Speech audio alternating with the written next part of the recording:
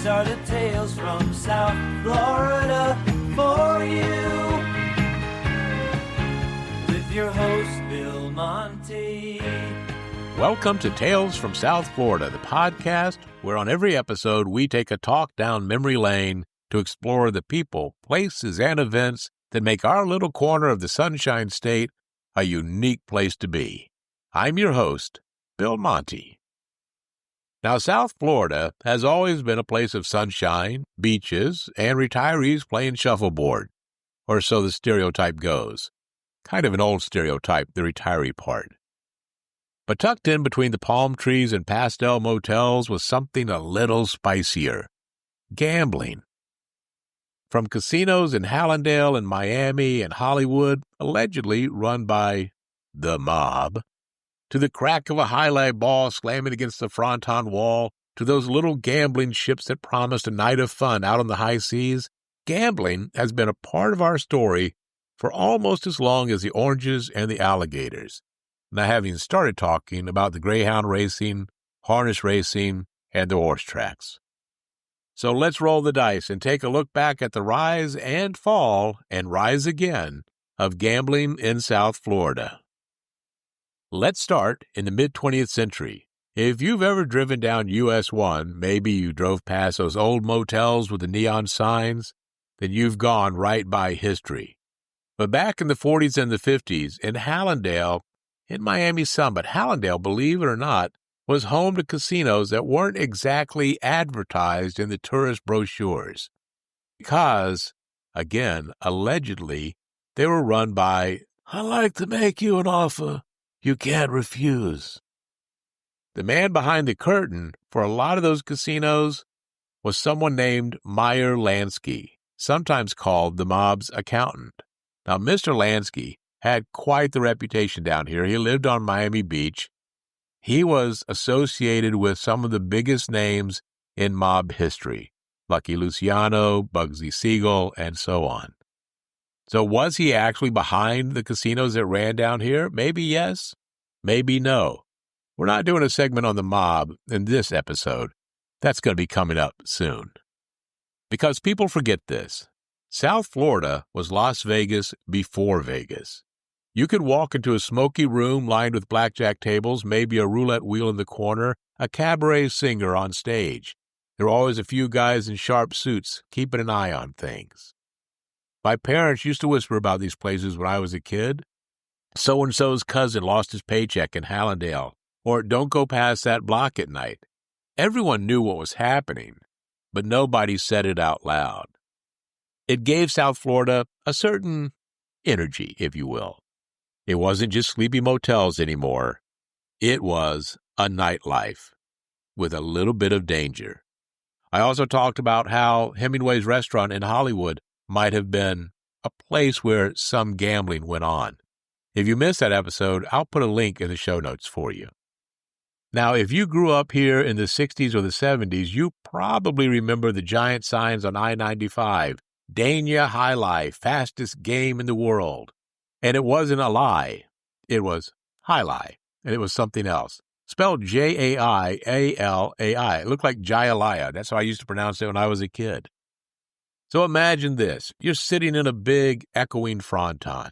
The air smells of cigars and cologne. Men in white uniforms sprint back and forth with those long, curved baskets strapped to their arms. Those were called cestas. Hurling a pelota, that was the ball, at speeds that could dent a car and break a head.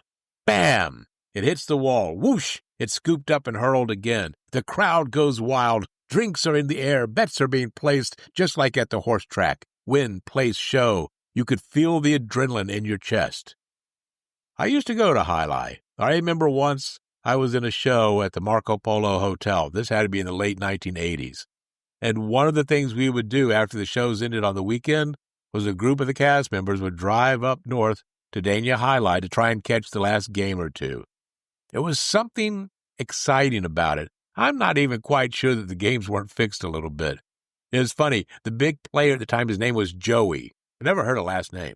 But Joey was huge. The crowd would be chanting, "Joey, Joey, Joey." But Joey would play great, like the Tom Brady of Halai in one round, And in the next one, he'd come out, he like he never played the game before. So it was kind of hard to win money. We didn't care. It was all about the atmosphere, the ambiance, the fun. It was hard to follow the game sometimes. It moved so fast. But there was the excitement, the cheering, the way people clutched their betting slips like they were holding lottery tickets before there was such a thing as a lottery in Florida. And it wasn't just the game. It was a night out. Couples dressed up. You would see Cadillacs and Oldsmobiles lined up in the parking lot. People piling in after dinner. It felt exotic, like something imported from another world, which it was. Alai came to us straight from the Basque country of Spain. But here's the sad truth about it all. A strike in the 1980s, plus competition from casinos and the lottery, started chipping away at the popularity of Alai. Crowds got smaller. By the 2000s, most people under 40 had never even seen it played. Today, the glory days are gone. But if you go to Dania Alai, which is now a casino, I think I had heard that part of where they used to play is still there. I don't believe active games are going on. And Miami Alai, which I never went to see the game played, but used to see concerts there, saw Steve Martin, Molly Hatchet, Hart, is now the Magic City Casino. So the gambling has changed. But sometimes, when you visit those places, you can still almost hear the roar of the crowd and that pelota smacking the wall. As we move into the 80s and the 90s, gambling on land was still restricted. Floridians, being Floridians, they came up with a clever little loophole, and they used what we do here in Florida to make it work. Take a boat out 3 miles into international waters, suddenly, ding, the slot machines can fire on up. Enter SeaEscape and later the SunCruz casino boats.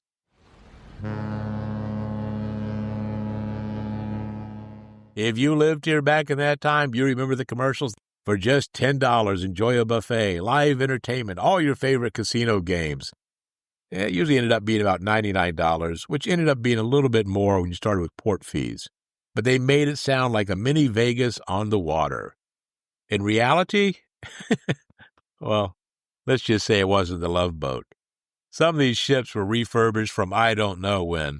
They weren't the most luxurious, but you didn't care. You were going there for this little tiny trip that was going to last 3 hours. You were going to gamble all that you could. You were going to eat and drink all that you could. And you were going to come back into either Port Everglades or a little bit further north, Port Canaveral, around 12 o'clock at night, having had a really fun time.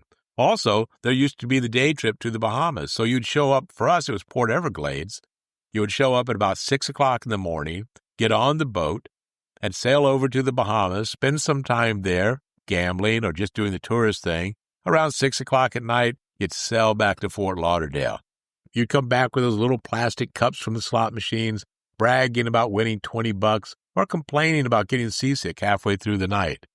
The food? Well, it was free. Let's leave it at that. But people didn't go for the prime rib. They went for the thrill. They went for the exotic adventure. The chance to sit at a blackjack table or order a cheap drink and gamble legally in Florida. Those boats were packed, too, with people who lived here, couldn't afford to go to Vegas or didn't want to spend the 5 hours flying out there, but they wanted to gamble. They wanted that lifestyle. You had retirees with coupon books. It was loud. It was smoky. It was fun. But just like the casinos of old and the frontons, the casino cruises eventually lost steam. The Seminole tribe was allowed to start opening up their version of casinos. So they had slot machines, not the kind that you would see where you get the 3 sevens and you win, or the 3 cherries, whatever it might be. They were different, but that opened the door to what would become huge gambling business here in South Florida. The Hard Rock casinos, the racinos, eventually online gambling made the whole cruise to nowhere business model obsolete. And by the 2000s, most of those ships were gone. Today, they're just a memory. But if you ever stepped onto the gangway of the SunCruz and felt the boat rumble out into the Atlantic, you know it was a South Florida experience you will never forget. So where are we now? Well, if you've driven on 441 and Sterling Road or on the Turnpike heading through Broward, you have seen a giant glass guitar for miles and miles. It's visible from the beach, I think. It's the Hard Rock Guitar Hotel. And the building of that has changed the landscape for gambling in South Florida. You've got slot machines now. You've got poker. They've recently introduced roulette. You've got baccarat. You've got everything that Vegas could offer. And those smoky casino boats, well, like I said, they're history. They're just stories that we talk about now on podcasts. But here's the thing. Gambling in South Florida has always been about more than cards or dice. It's been about escape. Escape from the ordinary, from the cold winters up north, from rules, from boredom.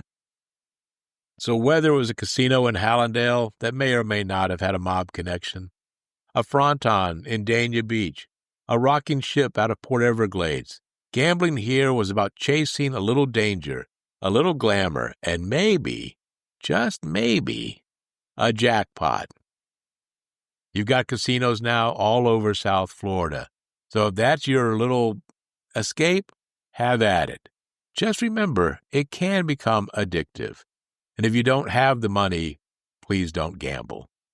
Let me leave you with this, my friends. South Florida is a place of dreams. It always has been. Sometimes they've been dreams of sunshine and retirement. Sometimes dreams of hitting it big. Though the frontons are quieter, the casino boats are gone, and Meyer Lansky and his tales and casinos are just footnotes in history, the spirit, that is still here, in the lights of the Hard Rock Guitar Hotel, in the memories of a night shouting at the fronton wall, in the sound of coins clinking in a little plastic cup on a rocking boat. That's our story today on Tales from South Florida. I'm Bill Monty. If you enjoyed this talk down memory lane, share it with a friend, and maybe tell me your own memories. You can do that by just scrolling down and hitting that link to the SpeakPipe tool where you can leave me a free 90-second message. Or you can write to me at talesfromsouthflorida@gmail.com. Be sure to also visit talesfromsouthflorida.com to listen to all of our audio episodes, to have access to our YouTube channel, and to listen to the Spotify playlist of music from Tales from South Florida. Until next time, I invite you, if it's your thing, keep rolling the dice. Take a gamble on a better life. But most of all, my friend, be safe and be kind. Let's take a talk down memory lane, 'cause the stories around here are just insane. Pirates World, the Sporto and Wolfies too, Palm Beach to Key West, that's where we grew. These are the tales from South Florida for you, with your host Bill Monty.